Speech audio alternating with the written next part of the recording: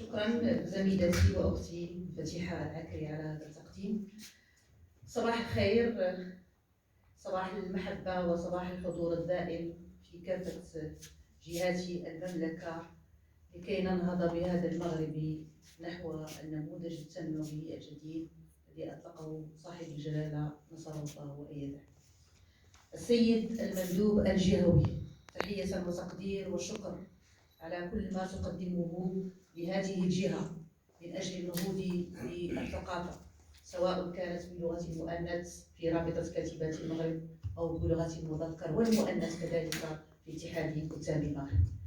قبل أن أبدأ كلمتي أريد من الحضور الكريم أن يقف إجلالا واحتراما لفريقنا الوطني الذي رفع منسوب المواطنة في هذا الوطن وأعطى لهذا البلد دلالته، كيف نرفع شعار الله الوطن الملك، وكيف نرفع رايتنا عاليا، وكيف نكون جنودا من كافة الواجهات الرياضية والثقافية والسياسية والاقتصادية والاجتماعية، كي يكون هذا الوطن محميا بجميع أبنائه وبجميع بناته، لكي يكون المغرب صفا إلى جانب الدول المتقدمة وصفا إلى جانب الدول المتطورة وصفا كذلك إلى جانب الدول التي تريد أن تجعل من الخط جنوب جنوب خط التنمية والثقافة، خط الاقتصاد وخط النهوض بالإنسان. فلتقفوا احتراما لفريقنا الوطني.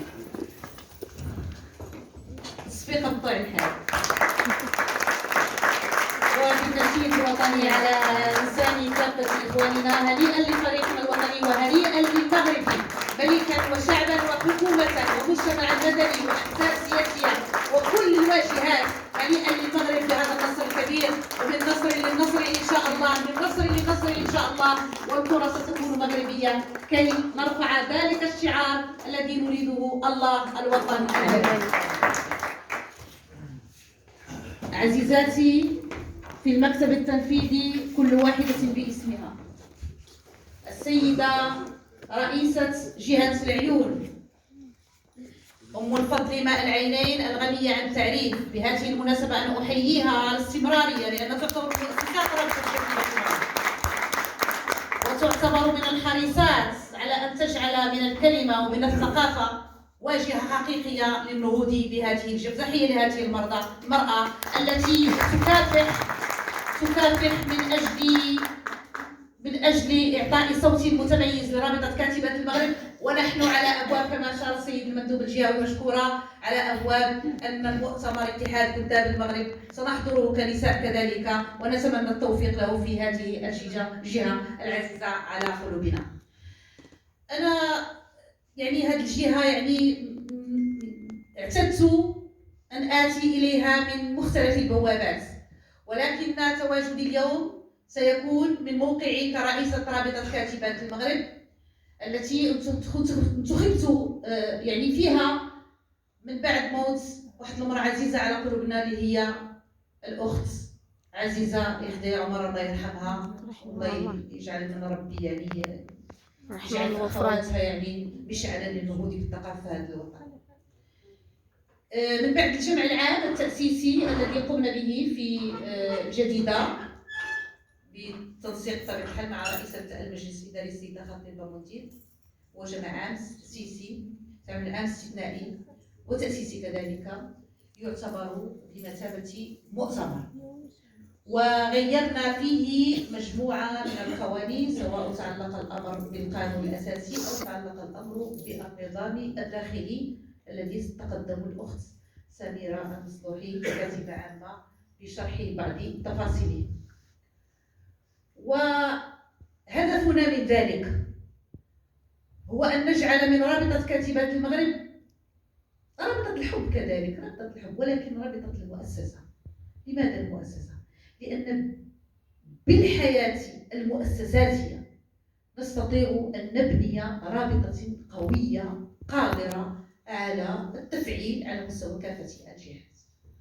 ومن بين البنود التي وضعنا في القانون الأساسي هو مسألة تنظيمية، لنجعل من 13 جهة، لأن كاين جهة ديال أوروبا، بالمناسبة احنا عندنا جهة أوروبا، والآن كذلك اسسنا جهه كندا اللي غادي يكون فيها كندا وكيبيك. وهاد 12 جهه انسجاما اولا مع خطابنا الوطني، وانسجاما مع تطلعات بلادنا، وانسجاما مع النموذج التنموي الجديد، كي تكون كل جهة على حدة قادرة على النهوض بالثقافة داخل التراث. حنا كنعرفوا بأن المغرب ثقافيا هو المغرب المتعدد، والمغرب المتعدد دافعنا عنه جميعا من أعلى سلطة في بلادنا إلى آخر مواطن مثقف في بلادنا. التعدد يقوي المغرب، وهذه الجهة تتميز كما نتحدث الآن تحت إشراف السيد المندوب بخاصية معينة كما نشرح لكم السيد المندوب.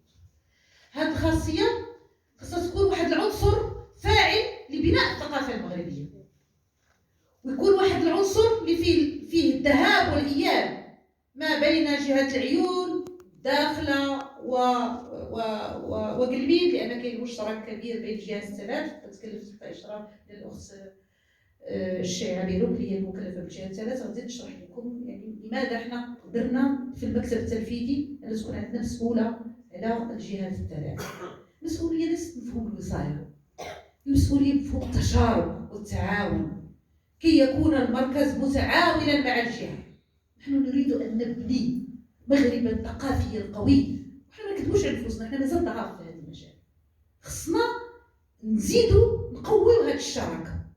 السيد المندوب هضر على الشراكة مع الوزراء. حنا بهذه المناسبة كنشكر وزارة الثقافة، وكنشكر السيد المندوب، وكنشكر جميع المناديب اللي كاينين في المغرب، لأن كاين شراكة توقعت قبل مع المركز في عهد الوزير السابق، ولكن حتى هذا الوزير هو يعني بين ان رغبته دار معنا يعني مجموعه من الانشطه اننا نمشيو بهذه الشراكه، انها تكون شراكه ما فيهاش يعني فيها التشارك للبناء، ماشي التشارك اللي بغيتي انت شي حاجه ديرها ولا تدخلها في المجال الحزبي ولا تدخلها في المجال. ما نلعبوش في الاطارات. انا اثر عليا الكره، ما نلعبوش في الاطارات الضيقه، خصنا نوسعوا المجال. كل ما وسعنا المجال كل ما ربحنا. ما نضيقوش الخناق على نفوسنا، حنا بلاد والتعدد يقوينا، لا التعدد السياسي ولا الثقافي ولا الفكري، يقوينا ولا يضعفنا. وكل عنصر إذا كان كيدير التشارك مع العنصر الآخر ما يمكن إلا يكون قوي، ما يمكن إلا نتكلموا على وزارة قوية ومندوبية قوية بالتشارك مع المجتمع المدني. من يقويني هو الآخر، وما يضعفني هو إقصاء الآخر من اشتغالي. ولهذا خصنا نمشيو بهذه البلاد في سفينة واحدة تحمل الجميع. وبطبيعة الحال التبارك الديمقراطي وكذا وداكشي كل عنده زمانه وعنده محدوديته وعنده مجال اشتغاله. الآن راه كتضم جميع الأحزاب السياسية وتضم جميع التيارات الفكرية، وتضم كذلك يعني نساء يكتبن باللغة العربية والفرنسية والإنجليزية والروسية والإسبانية. خليو بالكم السيد المندوب، وتتحدث عن اتحاد كتاب المغرب. حنا عندنا 360 كاتبة، عندهم 2% اللي كاين في اتحاد كتاب المغرب، الباقي فين غنديوه؟ لا نريد أن نبني الشراكة مع اتحاد كتاب المغرب كالمصنع المناصفة التي دافع على صاحب الجلالة نصره الله وأيده. استمعوا جيدا إلى الخطاب جلالة الملك وفعلوه على مستوى الواقع. أنا أدعو جميع ماشي الرجال، لأن الرجال كاين عندهم واحد التفكير اللي هو والسيد المندوب أنا كنعرفوا بأنه ينتصر للنساء. خصنا نآمنوا بالمراسلة ونآمنوا بالنساء، لأن بعض الأحيان راه ما بغيناش نقولوا الرجال حنا احسن منكم، ولكن تقولوا غير حنا مناصفه معنا فقط. اخواتي في المكتب التنفيذي اشتغلنا على هذه المنحه، وحنا غادي بدينا بهذه الجهه باش نديروا مكتب غير باش يتضح، لانه كاين واحد الخطا. اسمحي لي يا سيده الرئيسه، ليس بفرع بل مكتب الجهه. الفروع هي الفرع الموجود في العيون والفرع الموجود في السماره والفرع الموجود في بوجدون، الفروع في الأقاليم الجهة. نحن نتحدث عن مكتب وأدعو أخواتي أن يلتقطن هذه الإشارة بشكل يعني صريح ومدافع عنه ومترافع عنه منا نحن أولا. مكتب الجهة سيضم كافة الفروع اللي كاينة في الجهة وسيضم نائبة، وحنا غادي نديرو سمحوا لينا لأن بعض المرات هذاك الشيء انتخاب وهذا النظام وكذا كتخسر الديمقراطية. حنا غادي نديرو مكتب بالتوافق لكي يسمو الفكر والثقافة وحسن الإنصات، وأن المرأة المثقفة قادرة على صناعة التشارك الذي ينبغي أن يكون وضد الإقصاء. حنا ما غنقصيو حتى أخت. الأخوات اللي كاينين في الفروع غادي يشتغلوا بشكل استراتيجي في الفروع ديالهم. وتبارك الله هاد الجهة راه غنية جدا بمثقفاتها يعني بشاعراتها، والشعر الإسلامي كما شرح السيد مندوب يعني كيشكل واحد الرافعة أساسية لبناء هذه الجهة الثقافية. فرع بوجدور سيشتغل باستقلالية وبحرية، وسيشتغل في مجاله، وسيعقد شراكات بتنسيق مع السيدة المنسقة، وبتنسيق والسيدة المنسقة ستنسق مع المكتب التنفيذي باش نديروا هذاك الفائي فيه ونديروا التشارك الحقيقي بين المركزية وبين الجهة باش العمل يمشي في إطار العمل المؤسساتي اللي تيحكموا ماشي الرئيس وماشي المكتب، تحكموا المساطر والقوانين هي اللي كتحكمنا جميعا. كل ما حنا كنولي نديروا مصايع لنفوسنا، انا ها حدودي مع الجهه وها حدودي مع الفرع، وهل ديال يمكن لي ندير مع الفرع فين يمكن نقول الفرع لا وفين يمكن لي ما نقدرش نقول الفرع لا. السيده الرئيسه حتى هي في بالنسبه للفروع فين يمكن لك تقولي الفرع لا، داك انا يعني حسب التغيير اللي درنا في الاجتماع واللي فاليدا بالجماعات التاسيسيه مسابات مؤتمر اتاح هذه الامكانيه اننا غيرنا اشياء كثيره ليس لشيء وليس للكراسي وانما لنبني المغرب الذي ينبغي ان يكون ملائمه مع النموذج التنموي الجديد. المكتب الجهه له الاحقيه في انه يعقد شراكات، ولكن باش ما يكونش واحد التنافر ما بينه وما بين المكتب المركزي، فالاتفاقيه الاطار اللي غتكون مثلا مع مؤسسه التعليم ولا مع المؤسسه الثقافيه مع وزاره الثقافه ستكون هي الاصل باش ما كنبقاوش واحد النوع من التصادم. سيد المندوب حنا دايرين اتفاقيه مع وزاره الثقافه تتفعل على مستوى الجهه، خصنا نجيبوا الاتفاقيه الاطار باش بناء على لان الاتفاقيه الاطار اللي كاينه مع وزاره الثقافه هي الاتفاقيه التي تدخل فيها المندوبيه. بطبيعه الحال السيد المندوب كيعرف انه هو اللي عارف التراب واش صالح ولا ماشي صالح، ولكن يمكن السيد المندوب يرفض الا كان حسبنا ضعيف، كيمكن يقول بان هادو ماشي هما الشركاء ديالي اللي كيمكن نبني معاهم الطاقه. ولهذا عليك مسؤوليه كبيره ام الفضلي انك تنفتحي على جميع الطاقات الفكريه النسائيه بطبيعه الحال، وانك تعقدي شراكات مع كافه الوجهات، وانك تقوي الرابطه في هذه الجهه وحنا معك. كل ما هو في صالح هذه البلاد حنا معك.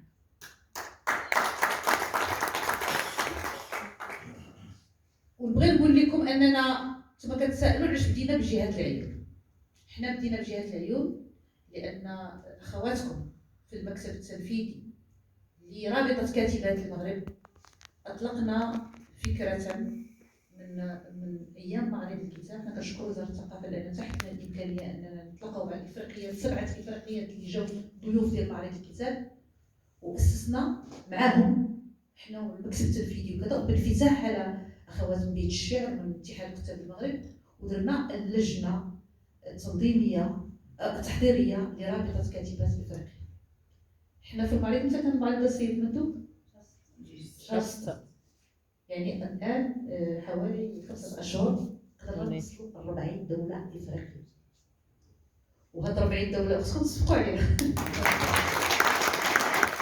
40 دوله افريقيه فيهم وزيرات سابقات، وفيهم كاتبات اللي موجودين في المهجر في امريكا في اوروبا في حتى المهجر، وعاوننا اخواتنا اللي في المهجر كانوا كيعرفوا الافريقيات تيكتبوا يعني بلادهم هذا يعني باقيين من غينيا ومن غينيا بيساو غينيا كوناكري، من موريس، من جنوب افريقيا، يعني من مختلف الدول، من الكاميرون، من النيجر، من نيجيريا، 40 دوله افريقيه. كنا دايرين، لان باش تعرفوا ان التنظيم يتيحوا امكانيه الاشتغال، كنا دايرين انه منفتحين على اخواتنا في الجهه 13 واخواتنا في كافه الجهات اللي كتعرف شي اخت وكتعرف شي اسم، لانه خصكم تعرفوا بان هذاك الاتحاد الافريقي راه كيشتغل على الفوق، والو وصلنا في المجال النسائي كيشتغل على مستوى الرؤساء وكذا، وقابلين القضايا الكبيره وكذا وكذا، تحس ما كاينش نهائيا.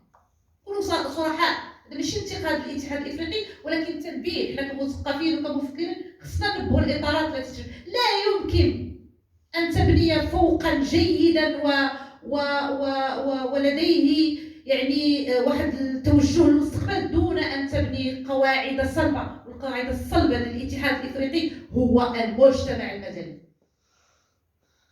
مع الاسف الشديد تصوروا حنا كندخلوا ما كنلقاوش المثقفات، يعني احصاء الموارد البشريه سيدي الدكتور ما كايناش. كل مرة في جهه، وكاتبات حقيقيات دايرين يعني الحضور القوي في اوروبا وفي امريكا وفي امريكا اللاتينيه وفي روسيا، يعني في مختلف الدول، ولكن حتى بلادهم ما تعرفوهمش، وزاراتهم ما تعرفوش. ولهذا لاننا في المغرب حنا ما عندنا مشكل بالايديولوجيا، حنا مغرب استراتيجي، موقعنا استراتيجي. خصنا ننقلوا تجاربنا باش نعاونوا هاد الافارقه، خصنا ننقلوا التجارب ديالنا للدول الافريقيه. الحمد لله حنا في الاقتصاد راه حنا خدامين، يعني كتعرفوا بانه بنك المغرب وهذا البنك الافريقي والمؤسسات الاقتصاديه الاخرى المصفات وكذا، يعني كلهم الاقتصاد في المغرب كل الاقتصاديه عندنا واحد نقلنا تجاربنا وكنساعدوا اخواننا الافارقه. في المستوى الاجتماعي باقي واحد النوع من يعني فيه العمل الاحساني اكثر ما فيه العمل التعاون للنهوض بالمواطن الافريقي. وانتم كتعرفوا ان المشاكل الاتحاد الافريقي من فين مشينا كنلقاو ديك الجزائر كتصدعنا شنو راه بالنسبه ليها، ودير هذيك راه دوله ما خيمه ومعزه، راكو كدوله حقيقيه. انا كيساري ندافع نقول لهم عطوا هذيك دوله من خيمه ومعزه، ولسنا الان في حاجه لدوله تصنع الارهاب. راه مشتت هذا الساحل والصحراء، راه غدا غادي يولي لك مشاكل هنايا وكذا. نتمناو ان من الناس الداعمين للوهم ان يستيقظوا من هذا الحرب بارده انتهت، يعني خصنا نستيقظوا من العمر. ولهذا فما تعتبروش اخواتي انكم انتم في منأى عن هذا السؤال الكبير. انتم اللي كتنشروا الفكر، وخصنا نقلبوا على مساطر، على تنظيمات وعلى خيوط وعلى خرائط طريق لكي نصل الى عقول البشر، لان المشكل كاين هنا. ولهذا حنا تقدمنا بهذيك رابطه كاتبات افريقيا، وغادي نقولوا تجربتنا. دابا الان كاين دول بحال السنغال مثلا، السنغال حنا عندنا كاتبيات الافريقيات الان، ممكن انهم يأسسوا رابطه. موريس يا السيده الرئيسه، موريس مثلا عندنا فيها يعني نقولوا تجارب رابطه كاتبات المغرب اللي تكون روابط في الدول الافريقيه، ونشوفوا الناس الافارقه مستعدين يشتغلوا. وهذا الشيء الثقافي لعب واحد الدور اساسي، وكاين واحد الاحترام كبير للمغرب، وكاين واحد التطلع كبير ان المغرب بالنسبه لهم نموذج. ولهذا خصنا باش نسوقوا تجربتنا جنوب خصنا العامل الثقافي هو اساسي ومهم في صنع الخرائط الاساسيه والمهمه من اجل الانسان. حنا درنا رابطه كاتبات الكليه لانه حنا درنا الجهه باش زكينا الاخت، لان داك الشيء فيه توافق ماشي شي حاجه، يعني بالعكس اللي بغى يخدم مرحبا ترجل مرحبا بكم. انا الجمع العام الجاي غادي نقول لهم ديروا لنا العضويه الاخوان اللي ولا بغا يدير معنا رابطه كاتبات المغرب، ماشي بعيد باش نزقوا حتى المغرب، ما عندناش اشكال. حنا نبني الوطن ولا نبني درنا رابطه كاتبات افريقيا بطبيعه الحال غادي تكون في 9 مارس، وحنا مراهنين اننا تكون في هذه الجهه، وملفاتنا موجوده في عند الحكومه ديالنا كل شيء، يعني مستحسن الفكره. وزاره الثقافه، رئاسه الحكومه، يعني نتمناو انه يكون واحد النوع، يكون حفل ديال كيف اننا نزلوا خطابات جلاله الملك، نزلوها الارض نشتغلوا بها، ما نشدوهاش ونتوهاو ونصفقوا عليها، خاصنا ننزلوها، خاصنا نفعلوها. باش نفعلوها خاصنا نفعلوها جميعا. وهذه الجهه عندها الرمزيه ديالها ديال الذهب جنوب، وحنا في 9 مارس 9 مارس عنده واحد الدلاله ديال الخطاب الملكي اللي هي كبيره، وحنا هذا 9 مارس هو يوم الكاتبه المغربيه، كنا اعلناه مع المرحومه في 2012 ومشينا ونظمنا اشياء كثيره باسم هذا اليوم. وفعلا هذه الدلاله اللي كاينه في هذا اليوم صنعنا بها خرائط كثيره يعني كبيره، ولقينا فيها واحد الاحتضان من جميع المؤسسات، حنا كنشكرهم بهذه المناسبه. البارح حنا جينا، حنا بالمناسبه كنشكر السيد الولي لانه ابدا يعني ترحابه بالفكره واعلن يعني صراحه عن دعمه للفكره، وانا مستعد انه يساعدنا في هذا الجانب. ولكن كل مؤتمر غادي يكون كبير اكيد ان خصو شركاء هذه المناسبه.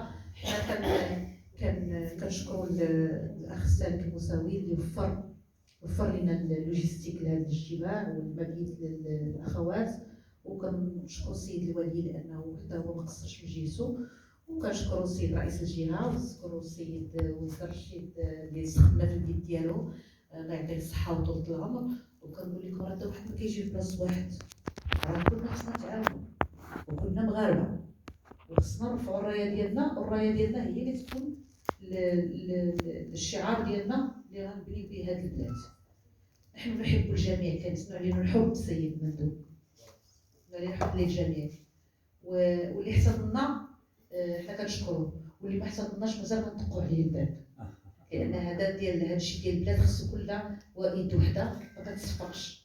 الايه اللي كتقول كلها شفتوا بلاد الكره اللي صفقوا لها جميع المواطنين وجميع الشركاء، راه عطاو واحد الشحنه ديال المواطنه اللي خلاتنا فعلا نصنعوا التغيير في العالم وليس. نتمنى انني ما نسيتش شي حاجه، باقي الاخوات غيتكلموا على التفاصيل. انا فقط قبل ما نمر للاخوات اللي غيتكلموا على بعض الاضاءه يعني في هذا، نبغي انكم تشوفوا الشريط معنا باش نكونوا قد فرنا قد دراعنا. شوفوا الشريط معنا. الاخت سونيا كنشكر بالمناسبه الاخت المسؤوله على الاعلام في رابطه كاتبات المغرب، الاخت سميه مسرور، صفقوا عليها هاد الشابه بدات هاد الوثائقي. نشوفوا مع بعضنا.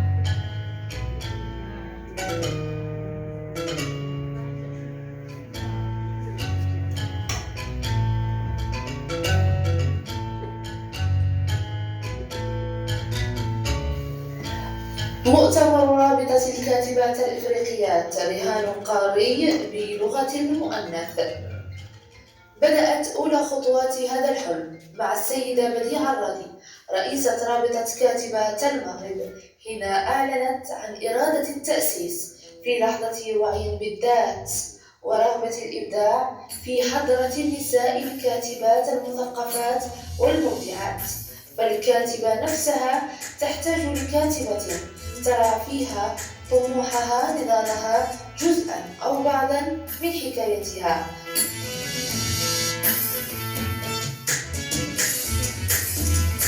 فكان صوت الكاتبة الإفريقية صوت يسمع صداه في مختلف الأوطان الإفريقية. وإذا كانت الكاتبة الإفريقية أقدم من الكتابة نفسها، فالمرأة الإفريقية هي مصدر إشعاع ثقافتها ومن خلال الحكايات والقصص وغيرها. ومن التراث الشفهي إلى الكتابة إلى الانفتاح على الذات، على الوطن وعلى عمقها الإفريقي وامتدادها. فكل المجتمعات الإفريقية كانت تحافظ على حياتها، تاريخها وتجاربها.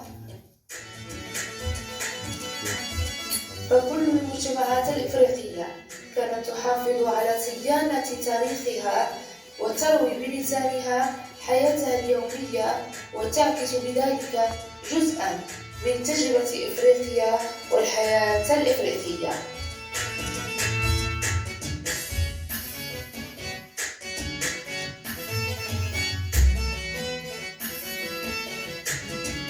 وكل هذا التراث الأدبي الإفريقي يحتاج إلى التدوين والكلمة باعتبارها الكلمة المكتوبة قوة فارضة الحضور والتأثير، كذلك تحتاج إلى حبر يحسن الكتابة والتحدث بلسانها.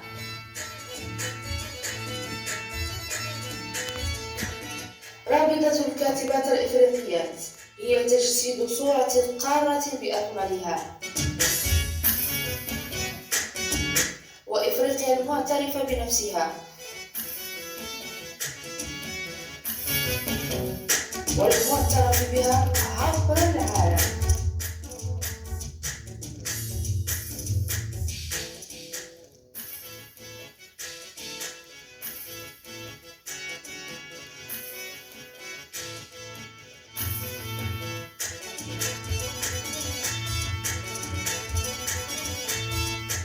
والمعترف بها عبر العالم، ورغبة فارضة الحضور بصوت الأقلام النسائية لتكون إفريقيا موضوع الكاتبات الإفريقيات.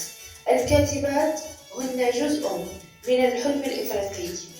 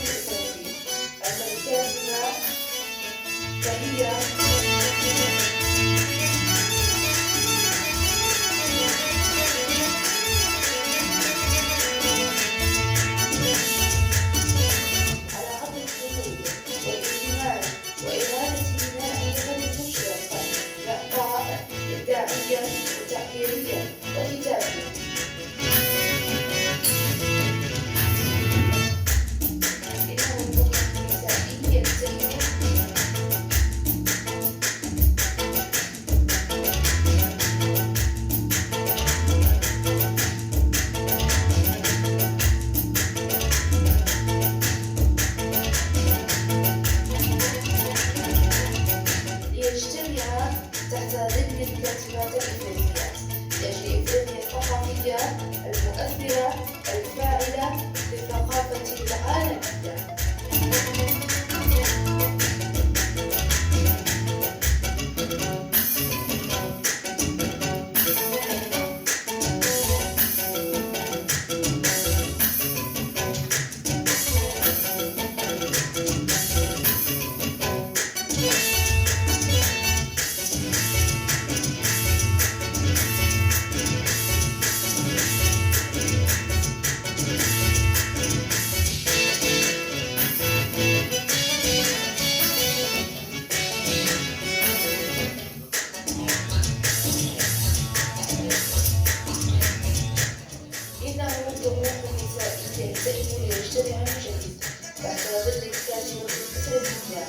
لأجل إفريقيا الثقافية المؤثرة الفاعلة للثقافة العالمية.